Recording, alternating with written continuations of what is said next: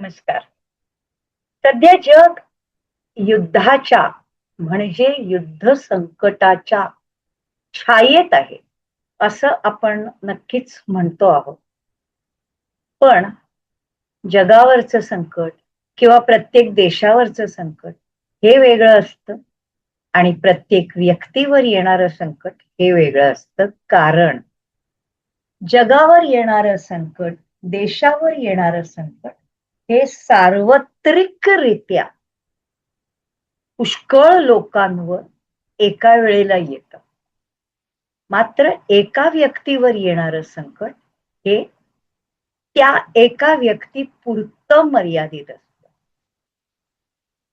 तर सार्वत्रिक संकटांबद्दल बरेच लोक बरंच काही काही बोलतायत. त्यांना ते बोलू दे.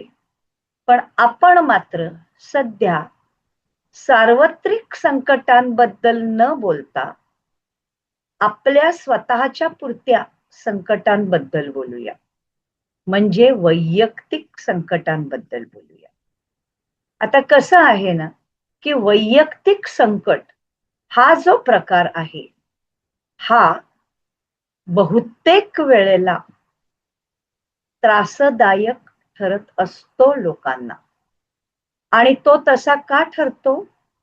तर त्याचं कारण इतकंच असतं, की आपल्यावर येणारं संकट हे आपल्या बाजूच्या किंवा आपल्या समोरच्या व्यक्तीवर येणाऱ्या संकटासारखं नसतं.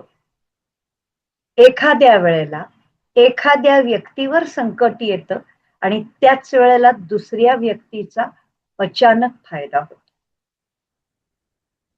त्याच्यामुळे वैयक्तिक संकट हे ज्याचं त्याला समजायचं असतं आणि ज्याचं त्यांनी हँडल करायचं असतं.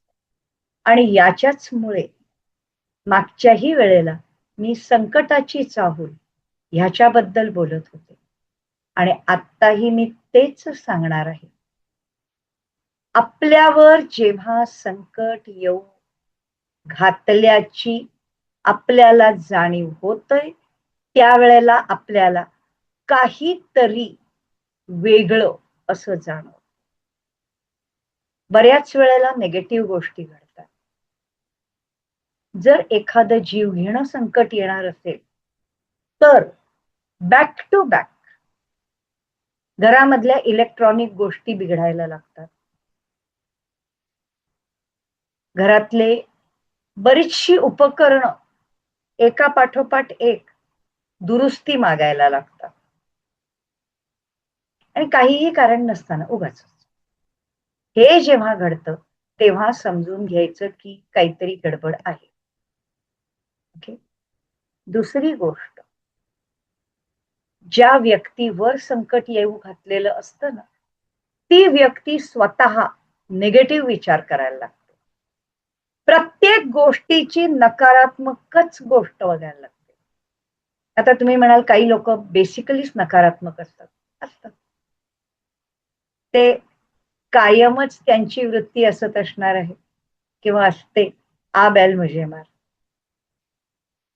असं असतं.